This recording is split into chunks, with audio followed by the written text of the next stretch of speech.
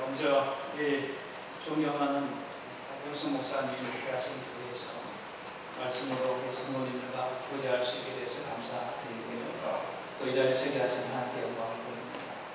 특별히 이 합동신학대학원대학교와 관련해서 감사 말씀드립니다. 늘 기도해 주시고 또 여러 가지 물질로 또 교회 여러 가지 모양으로 후원해 주셔서 우리 학교가 여러 가지 한국 교회의 형편이 좋지 않음에도 불구하고 변함없이 주의 일꾼을 잘 길러내고 있습니다. 관심과 또 기도와 여러 가지 후원을 격려해 주시고 또 지지해 주신 목사님, 우리 당회 장로님들, 모든 성도님들께 진심으로 감사를 드립니다. 오늘 말씀을 함께 뵙겠습니다.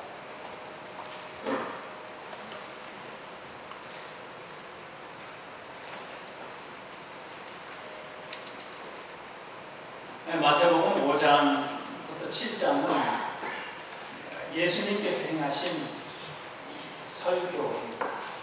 마태복음에는 크게 5개의 설교가 들어있어요. 5장부터 7장까지를 흔히 산상설교라고 말하죠. 그리고 10장에 가면 제자들을 파송하면서 주신 설교가 있어요. 제자 파송 설교. 13장에 가면 여러 가지 비유로 19년자 비유 나오고 여러 가지 비유로 말씀하시는 비유 설교가 있습니다. 18장에 가면 교회에 관한 말씀을 주시는 교회 설교가 있고요. 마지막으로 25장에 가면 종말에 대한 내용을 말씀하고 있어요. 양의 비유, 양과 염소의 비유 나오는 그 내용인데, 그래서 달란트 비유도 거기에 나오죠. 이렇게 해서 총 5개의 큰 설교가 들어와 있습니다. 그 중에 오늘 읽은 이 5장부터 7장은 우리가 흔히 말하는 산 위에서 주신 말씀이다라고 해서 산상설교 또는 산상순이라고 부르죠. 이 설교의 핵심은 이런 것이죠. 신자가 세상 사람들과 어떻게 달라야 하는가. 그래서 존 스토트 목사님은 이 산상설교에 관한 책을 내면서 이렇게 말씀하셨어요. 크리스천 안티컬처다. 그리스도인의 반문화에 관한 것이다. 세상의 문화가 이르면 신자의 문화는 어떠해야 되는가를 보여주는 것이다 라고 말할 정도로 신자의 삶이 또 신자의 삶의 원리가 어떠해야 되는가를 우리에게 잘 가르쳐주고 있습니다. 오늘 우리가 읽은 말씀은 이 설교 중에 일부 내용인데, 특별히 6장 19절부터 보면 신자가 재물에 대해서 어떤 원리와 어떤 자세를 가져야 하는가에 대해 말씀하고 있습니다. 그 중에서 오늘 읽은 본문은 이 재물에 관한 말씀의 결과 또는 결론이라고 볼 수 있습니다. 24절에서 예수님이 이렇게 말씀하시죠. 한 사람이 두 주인을 섬기지 못한다. 이어서 말씀합니다. 너희가 하나님과 재물을 겸하여 섬기지 못한다. 하나님만 주인이 되는 게 아니라 사람에 따라서는 어떻게 하느냐에 따라서는 재물이, 물질이 우리의 주인이 될 수도 있다는 경고이죠. 우리는 내가 돈을 쓰고 내가 물질을 관리하면서 내가 물질의 주인인 것을 얘기하지만 그러나 실은 잘못하면, 자칫하면 오히려 그 물질의 노예가 될 수 있다라고 말씀하는 것입니다. 그런데 이 두 주인을 섬길 수가 없어요. 하나님을 섬기든지 물질을 섬기든지 둘 중에 하나지 둘을 겸하여 섬기는 것은 불가능하다고 말씀합니다. 마치 빛과 어둠이 동시에 공존할 수 없는 것처럼, 빛이 들어오면 어둠은 물러가게 되어 있는 것인데 이 둘이 같이 공존할 수 없는 것처럼 하나님과 재물을 동시에 섬길 수는 없는 것이다라고 말씀하고 있어요. 불가능한 일이라는 말씀이죠. 그러면서 25절 이렇게 말씀합니다. 그러므로 내가 너희에게 이르노니 이렇게 말씀해요. 그러므로라고 말씀하죠. 하나님과 물질을 겸하여 섬길 수 없으니 그러므로 하나님의 백성들은 어떻게 해야만 하나님만 주인으로 섬기며 살아갈 수 있겠는가를 지금부터 말씀해 주시는 것입니다. 다시 말씀드리면 성도는 어떻게 해야만 물질을 버리고 물질을 섬기는 것을 버리고 주님만, 하나님만 주인으로 섬길 수 있는지에 대한 대안을 지금 예수께서 말씀해 주시는 것이죠. 자, 이 대안의 구체적인 내용이 나머지 25절부터 34절의 말씀입니다. 근데 잘 보시면 이 말씀은 크게 세 번의 염려하지 말라는 말씀으로 이루어져 있어요. 먼저 25절에 보면 염려하지 말라 이렇게 되어 있죠. 실제 우리말은 어쩔 수 없이 뒤로 와 있습니다. 문장 속에서 염려하지 말라고 또 들어와 있지만 원문을 보면 세 군데 모두가 맨 앞 단어가 염려하지 말라 이렇게 명령으로 되어 있어서 이 세 개의 문장이 정확하게 나누어지고 있는 걸 볼 수가 있어요. 25절에 말씀합니다. 염려하지 말라.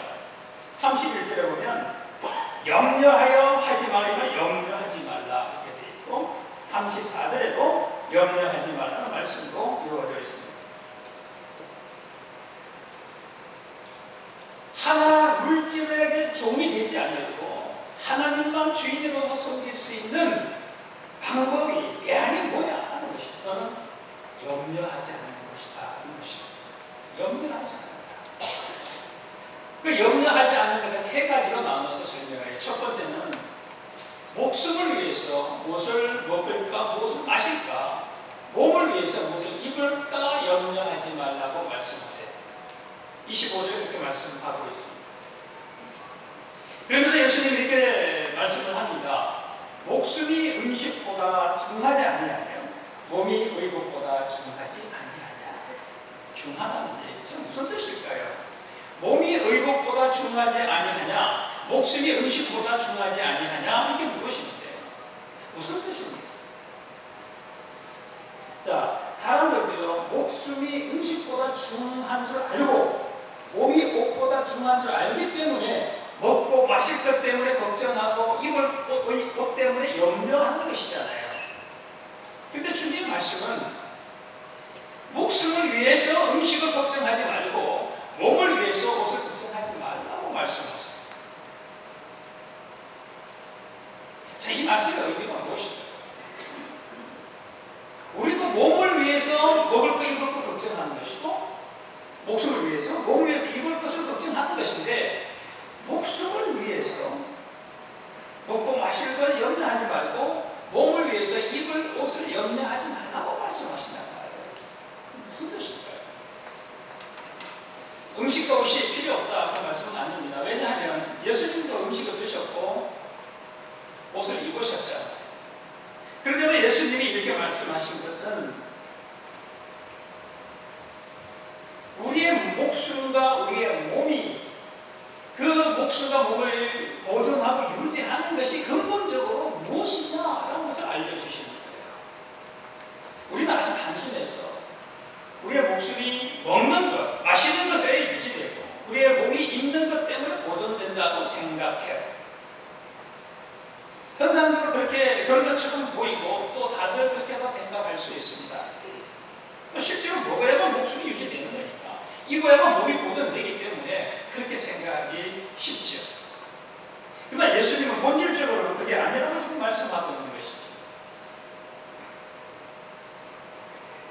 예수님은 이런 걱정과 염려가 다 잘못된 것이라고 말씀하는데 왜냐하면 목숨이 음식에 의해서 보존되고 몸이 옷에 의해 유지되는 게 아니기 때문이다. 그 말씀을 하는 거예요. 우리는 그렇다고 생각하는데 예수님은 그게 아니다라고 말씀하는 거예요.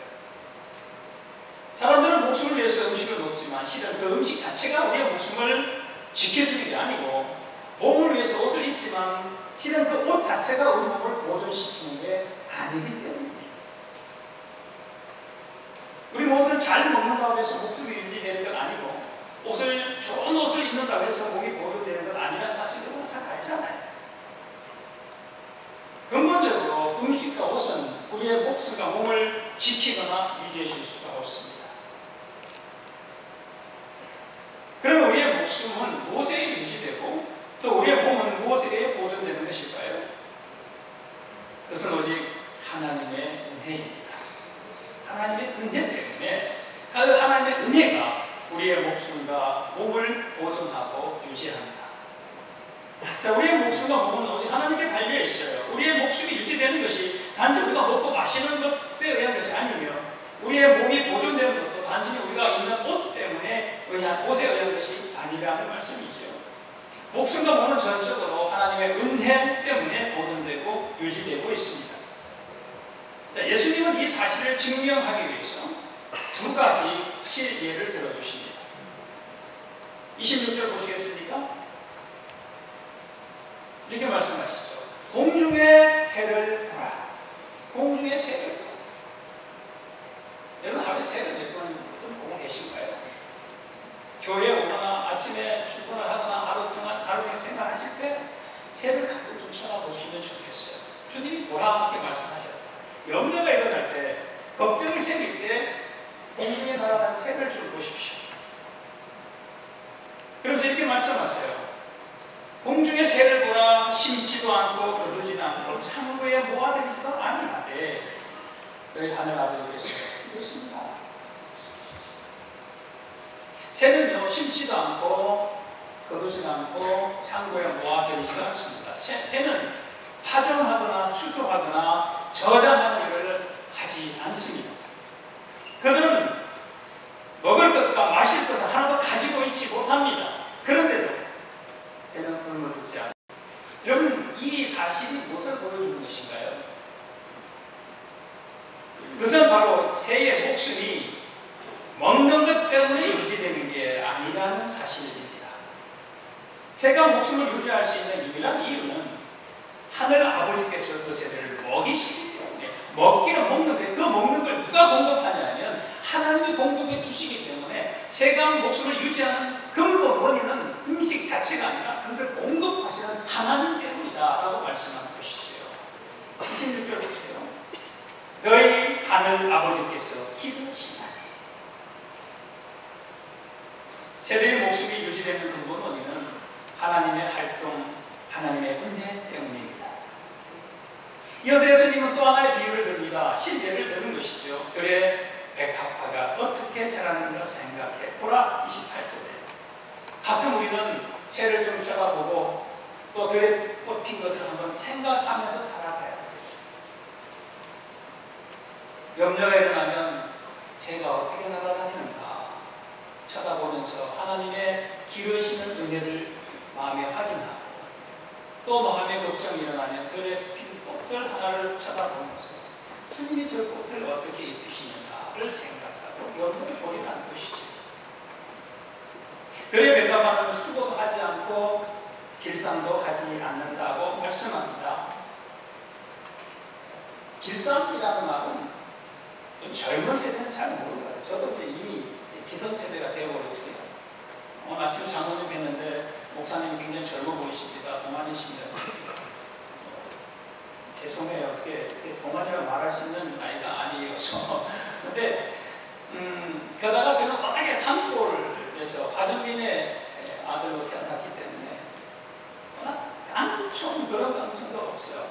마을에서 한 30m 산속에 저희 집 혼자 있었으니까 완전 산속에서 태어났잖아요. 그러다 보니까 어려서부터 이 길쌈이 뭔지를 잘 못 봤어요. 근데 요즘 대마초라고 하는 그 삼매 만드는 원료가 있어요. 그것을 씨를 뿌려서 자라면 그것을 베서 상고시라고 하는 땅에 이렇게 해가지고 열로 수증기를 쪄내서 껍질을 벗기고, 어머니 할머니들이 그 껍질 벗긴 걸 모아서 겨울 내내 방울 사이로 앉아서 삼매 껍질을 벗기고 무릎에 비벼서 씨를 만들어냅니다. 손이며 무릎이 상할 데가 없어요. 그것이 물에다가 풀을 묻히고 말리고 실타래를 만들면 그만 세워서 배틀에 앉아서 이 차를 짜죠. 이것을 우리가 길쌈한다 이렇게 얘기했어요.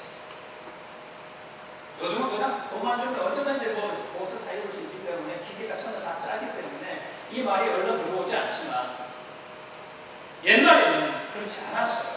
예수님이 이 비유를 들어서 말씀하실 때는 그 천을 만드는 일은 정말 힘든 일이었고 고된 노동이었어요.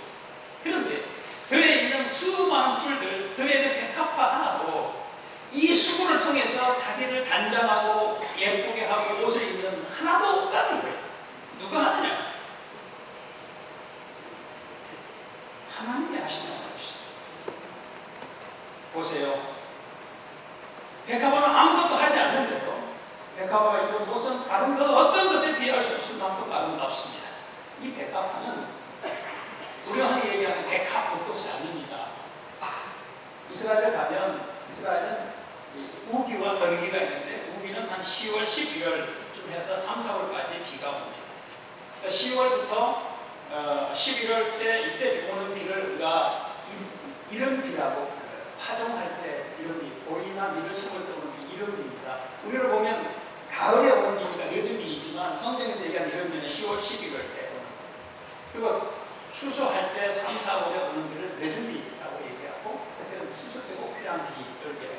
그런데 이 백합화는 2월 중순부터 한 3월 초까지, 그래서 이스라엘 성경지리 답사를 가시려면 2월 말쯤에 가시는 게 제일 좋습니다. 그래요. 뭐처럼 생기냐면 딱 양귀비꽃 아시죠?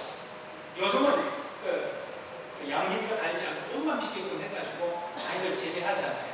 화초로 똑같이 생겼어요. 꽃잎 하나만 뭐 차이가 난다 그런 거야. 그 꽃이 그래 그냥 야생화로 그냥 얼마나 예쁜지 몰라. 정말 예뻐요. 주님이 그것을 보고 들의 백합화를 보라 이렇게 말씀하셨던 이유를, 이 꽃 이름이 뭐냐면 아네모네라는 꽃입니다. 컴퓨터에서 아네모네 검색하면 금방 나옵니다. 저를 닮은 꽃이라고 해요. 네모네, 네모잖아요.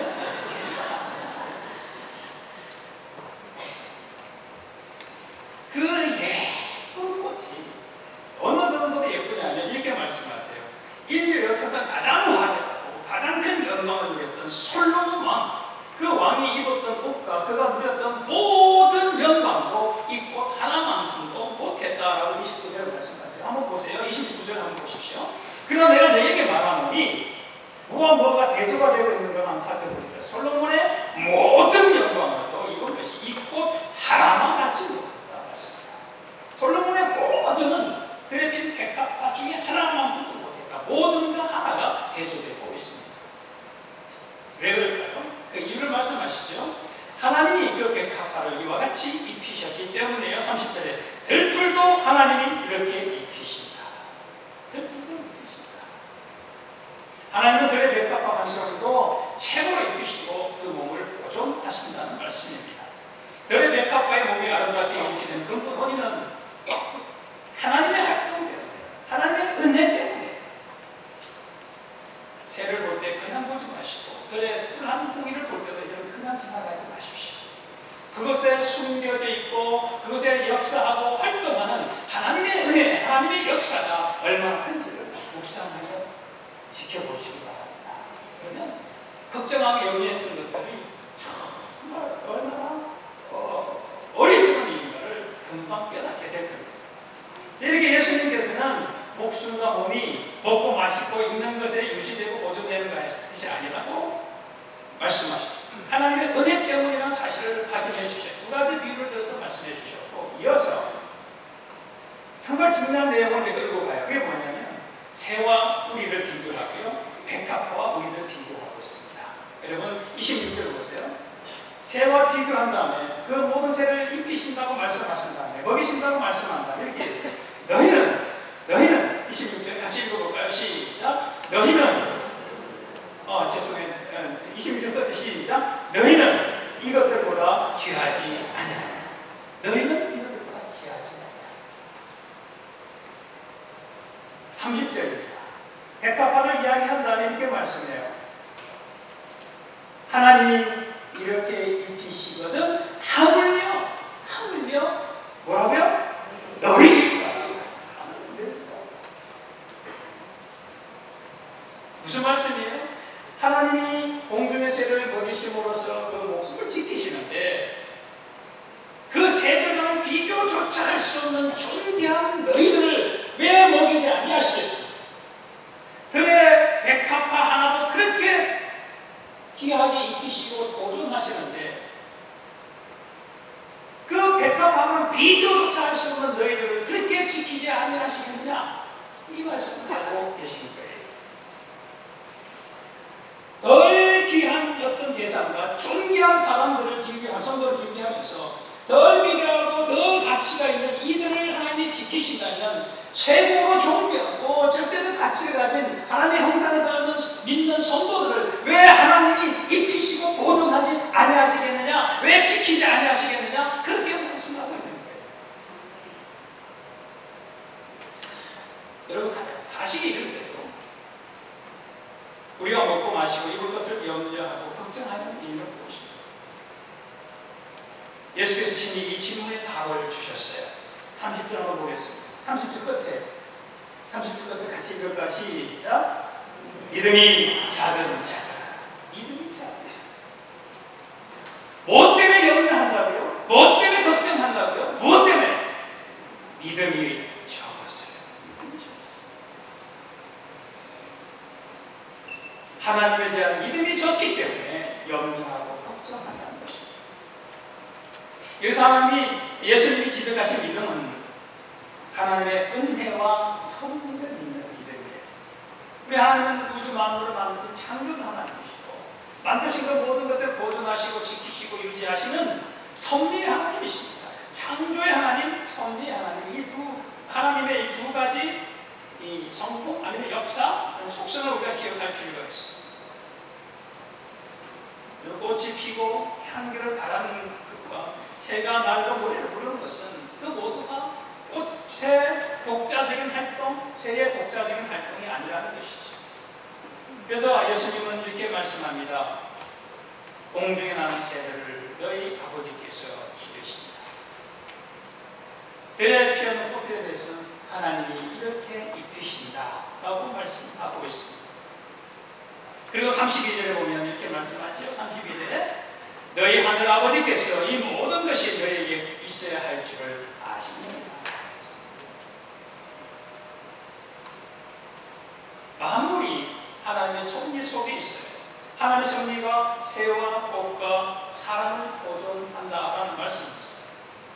하나님께서 만물이 유지되도록 힘을 공급하십니다. 이런 의미에서 하나님은 만물의 제1원이 되시는 분이세요. 만물의 제1원이 누구냐? 하나님이시다라는 말씀이죠. 하나님의 섭리 밖에서 존재할 수 있는 것은 단 하나도 없습니다. 여러분 10장 한번 가보겠습니다. 마태복음 10장 29절 같이 읽겠습니다. 10장 29절부터 31절까지 같이 읽겠습니다. 10장 29절입니다. 시작. 3세 두 마리가 한 아사리원에 팔리지 않느냐. 그러나 너희 아버지께서 허락하지 아니하시면 그 하나도 땅에 떨어지지 아니하리라. 너희에게는 머리털까지 다 세신 바 되오니 두려워하지 말라. 너희는 많은 3세보다 귀하리라. 아멘. 많은 3세보다도 귀하다. 그 한 마리도 하나님 허락하지 아니하시면 땅에 떨어질 수 있는데 하물며 너희에게느냐라는 말씀을 또 주고 계신 것이죠.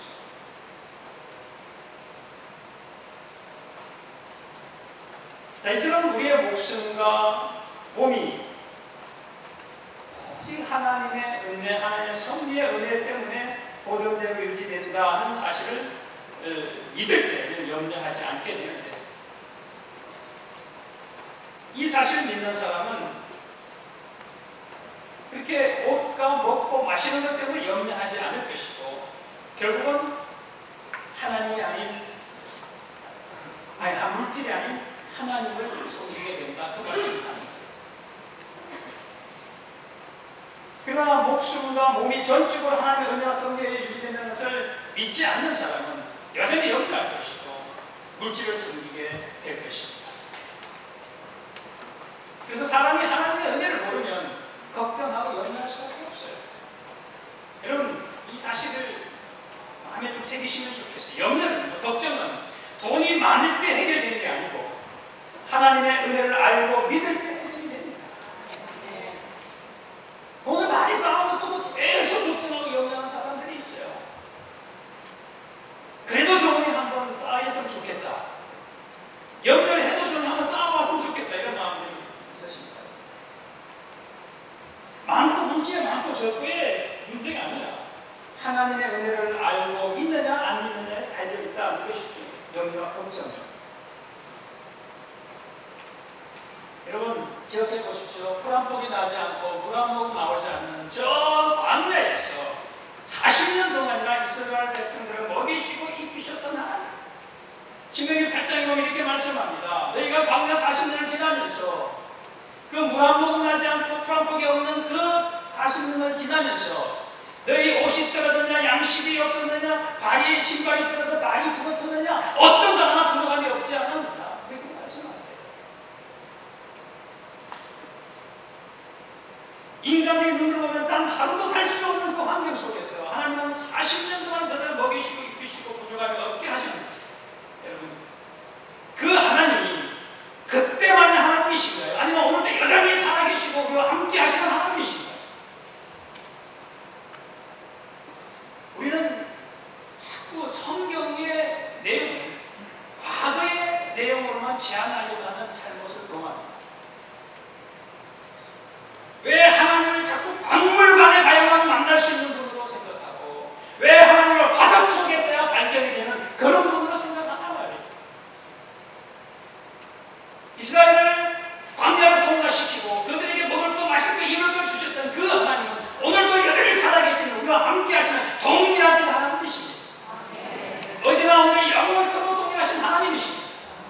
그럼 왜 이스라엘은 그것이 가능했고 우리에게는 불가능할까요? 그렇지 않습니다. 그렇게 생각하고 그렇게 믿는 우리의 잘못입니다. 여러분, 하나님 만나려고 박물관 가면 안 돼요. 박물관 하나님 찾으려고 화석을 뒤지면 안 돼요. 하나님은 오늘도 이 자리에 우리와 함께 하십니다. 우리의 생활 속에 계십니다. 그러므로 이제부터 우리는 물질에서 눈을 떼고 하나님을 바라봐야 돼요. 하나님의 은혜와 그 섭리에 대한 강한 믿음을 가지고 염려를 이겨내야 합니다. 하나님 꽃들을 입히시고 새들을 먹이시는 분이에요. 하물며 이런 것들조차도, 이런 것들과는 비교조차 할 수 없는 너무나도 소중한 우리 아닙니까? 하나님을 믿는 신자들 아닙니까? 여러분, 우리의 가치가 얼마나 대단한지 아십니까? 우리 한 분의 한 분의 가치는 예수 그리스도의 가치입니다. 최소한의 가치가 되는 겁니다. 예수님의 그 목숨과 바꾼 거잖아요. 그래서 옛날에 이렇게 불렀어요. 예수님 꽉치, 예수님 짤이, 이렇게 불렀어요. 얼마나 대단하게 우리 한 사람에서 성령이 보정을 쓰셨습니다. 성령이 우리의 보정이 되셨단 말이에요. 얼마나 대단한 가치를 가진 사람입니다. 이렇게 존귀한 가치를 가진 성도들의 삶에 우리 주님이 모른 척하고 새도 먹이신 그분이 너희는 모르겠다고 말씀하실 리가 있겠습니까? 그러므로 우리 하나님의 이런 놀라운 은혜와 돌보심을 믿고 염려를 이기시길 바랍니다. 걱정을 버리시길 바랍니다. 꽃이 아름다운 것은 스스로 멋있게 표현하기 때문에 아니에요. 새가 아름다운 것은 스스로 힘차게 날아다니기 때문에 아니에요. 꽃과 새가 아름다운 것은 하나님의 은혜가 그 모든 것들에 임하고 있기 때문입니다. 하나님의 은혜 없이는 어떤 것도 아름다운 게 없어요. 그런데 꽃과 새에 임하는 하나님의 은혜 그 이상으로 누가 비교할 수가 없을 만큼 크고 놀라운 은혜가 우리에게 임하고 있습니다. 여러분, 이 사실을 믿으시기 바랍니다. 그래서 하나님을 가만히 의존하시고 염려를 던져버리시기 바랍니다. 먹을 것도 입을 것도 양식도 의복도 모두 하나님께 맡기십시오. 하나님은 꽃과 새의 하나님이시듯이 더욱 우리의 하나님이시라는 사실을 굳게 믿으시기 바랍니다. 이제 둘째로 예수께서는 또 다른 염려하지 말라는 말씀을 주시는데 31절이에요. 무엇을 먹을까, 무엇을 마실까, 무엇을 입을까 염려하지 말라 말씀하면서 그 이유를 설명하는데, 이 모든 것들은 이렇게 염려하고 걱정하는 것들, 뭘 먹지, 뭘 입지, 뭘 마시지 이렇게 하는 것들은 전부 다 하나님을 믿지 않은 이방인들이 구하는 것이라고 말씀해요. 그래서 그렇게 하면 안 된다는 것입니다. 물론 이 말은 예수 믿는 성도들에게 먹고 마시고 있는 것이 필요 없다 이 말씀 아니죠. 그런데 이런 것을 구하는 것은 이방인들이 하는 것이고 성도들이 이런 것들로부터 염려하지 말라고 하신 이유가 있어요. 왜냐하면 그 이유는 32절에 있습니다. 우리 하나님이 너희 하늘 아버지가 아시기 때문에. 아신다요, 아신다. 마태복음에 보면 아신다, 아버지가 아신다는 사실을 정말 여러 번 말씀합니다. 기도할 때 골방에 가서 기도해라. 왜? 기도하기 전에 우리가 구할 것을 이미 알고 계시는 분이시기 때문이다 이렇게 말씀하잖아요. 하나님의 아심이 강조되고 있어요. 하나님의 존재하심 때문에 염려하지 말라고 말씀합니다. 그런데요, 알면 뭐합니까? 거기서 끝나면 의미가 없잖아요. 그렇죠? 여러분들 자녀들, 우리 엄마 아빠 나 이런 거 필요해요? 알아. 됐어. 그런데 주님은 뭐라 그러냐면 33절 보세요. 이 모든 것을 너희에게 더하신다. 아실 뿐만 아니라 더하시는 하나님이시라는 것이죠. 그런데 이 더하신다는 말씀을 오늘 본문에서 보면 굉장히 대조되는 내용이 하나 있어요. 여러분 27절 한번 보십시오. 27절 같이 한번 읽어볼까요? 시작.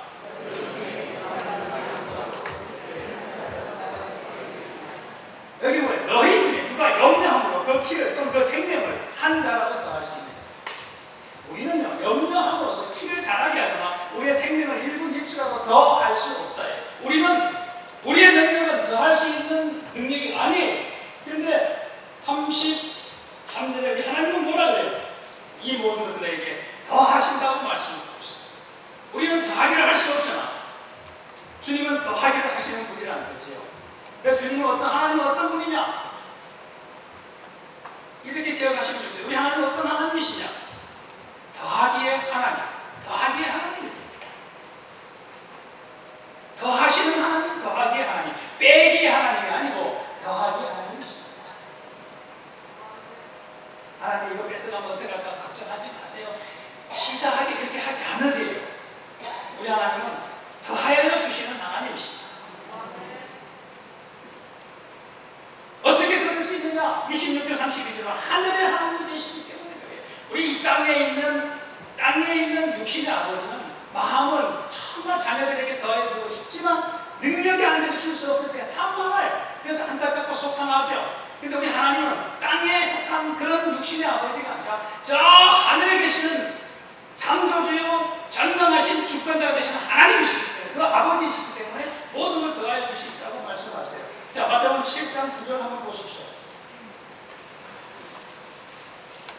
9절부터 11절 같이 읽겠습니다. 시작.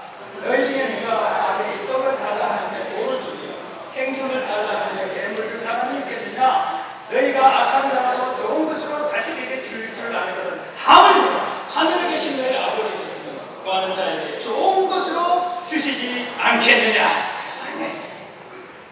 땅에 있는 아버지도 그걸 다르게 표현했어요. 악한 자라도 이렇게 얘기했어요. 하물며 하늘에 계신 하늘에 너희 아버지가 온전하신 것처럼 너희도 온전한 이렇게 말씀하잖아요. 5장에. 그런데 그 온전하신 하늘에 계신 아버지가 왜 좋은 것으로 주시지 않겠느냐 말씀하세요. 아시는 하나님이요 주시는 하나님이시다. 더하기의 아버지가 되신다고 말씀하고 있는 것입니다. 자, 그러면 이제 한 가지 질문한 게 있어요. 그러면 우리가 하나님 다 주실 것이니 우리는 아무것도 안 하고 가만히 있으면 되겠구나. 잘 됐네. 이렇게 생각할 수 있지만, 그러나 염려하지 말라고 하는 세 번의 부정의 명령과 더불어서 33절에 보면 한 번의 긍정의 명령이 나오는데 33절에 구하라고 하는 명령이 나오죠. 뭘 구하라고요? 하나님의 나라와 의를 구하라. 이 구하라는 말은 추구하라는 뜻이에요. 이쪽을 쫓아가는 뜻이에요. 그리고 먼저 그것을 한 나라와 의를 구하라고 하셨는데 이 먼저라는 말은 여러 가지 목표 중에 좀 앞쪽에 있는 것, 그런 의미가 아닙니다. 하나님의 나라와 의를 추구하는 것이 여러 가지 목표 가운데 그저 좀 앞쪽에 있는 먼저 좀 해야 될 일, 그렇게 상대적인 목표로 말하지 않았어요. 이것은 언제나 절대적인 자리에 있습니다. 언제나 이것이 절대적입니다. 그래서 우리가 추구해야 될 유일한 대상이라는 것이 이 뜻이에요.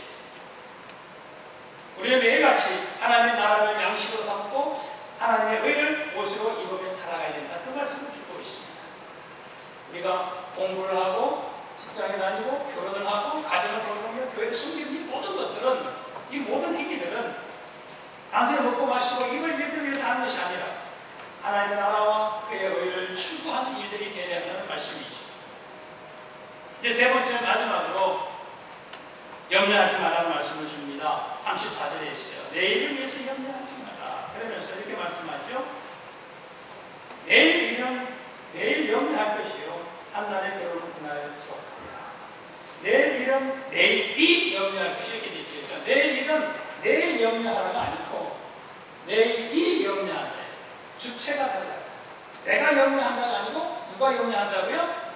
내일이 염려한다 이렇게 되어 있어요. 이 말은 내일은 우리의 권한에 속한 게 아니라 하나님의 권한에 속한 것이라는 뜻이에요. 그래서 내일 일을 먼저 거머쥐고 땡기고 생각해서 염려하고 걱정하는 것은 그건 교만 정도가 아니고요. 불신이요. 범죄입니다. 왜? 하나님의 권한을 자기가 가져오려고 하는 거기 때문에 그렇습니다. 하나님의 권한에 속한 거예요. 내일의 일은 우리의 것이 아니에요. 내일은 하나님의 것입니다. 우리에게는 사실상 오직 오늘밖에 없어요. 그래서 이 말씀을 잘 마음에 새기시는 것 같았어요. 우리가 믿음으로 오늘을 살면 하나님은 은혜로 내일을 보장하십니다. 오늘 우리가 믿음으로 살면 내일은 주님이 책임져 주신다는 거예요.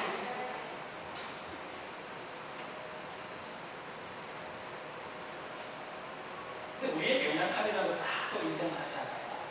이 내용은 있지만 불쑥불쑥 염려와 걱정이 튀어오잖아요. 어쩔 수 없는 우리의 현실입니다. 이것을 부정하는 게 아닙니다.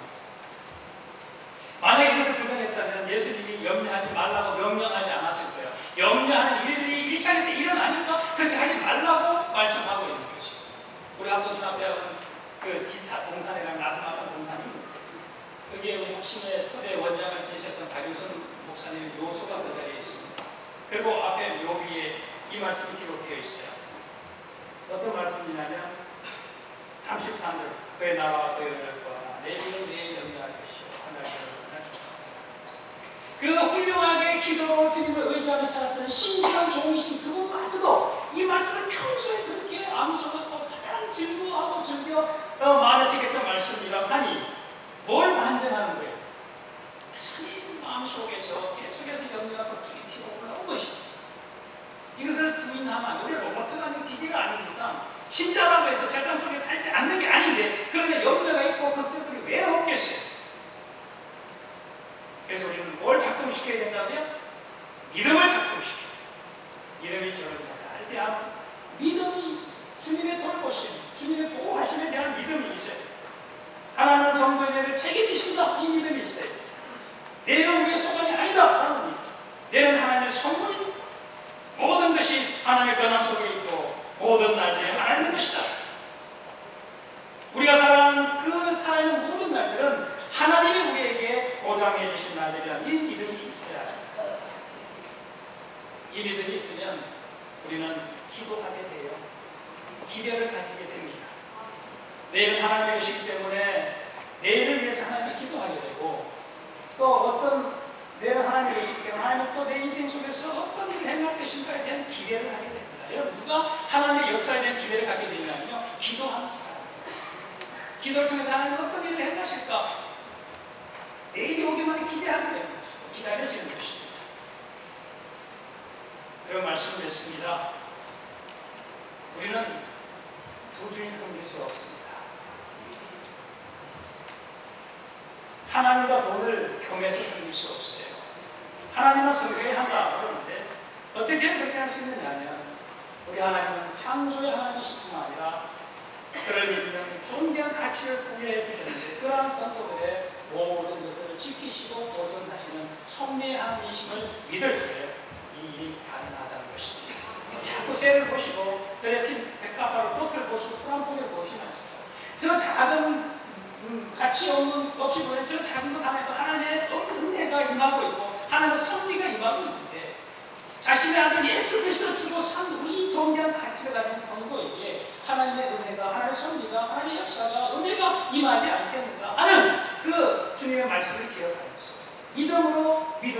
믿음으로 다잡고 의식이 일어날 때마다 그것을 믿음으로 깨부수고 쫓아내고 믿음으로 살려고 애를 쓰는 이 과정이 있어야 되는 거예요. 가만히 있어서 되는 게 아니라는 말씀이죠. 여러분 그와 더불어서 우리는 하나님 나라와 의를 구하는 일이 필요하고요. 내일은 하나님의 책임지신다. 내일은 내 소관이 아니다. 이 믿음, 주님의 인도하시고 주님의 일하시고 기대하는 이 믿음이 있으면 우리는 걱정을 버리고 오직 하나님만 주인 삼아서 그 하나님을 추구하고 그 하나님으로 옷 입고 그 하나님을 양식 삼아서 그 그렇게 매일매일의 삶을 살아갈 수 있으리라 믿습니다. 기도하겠습니다.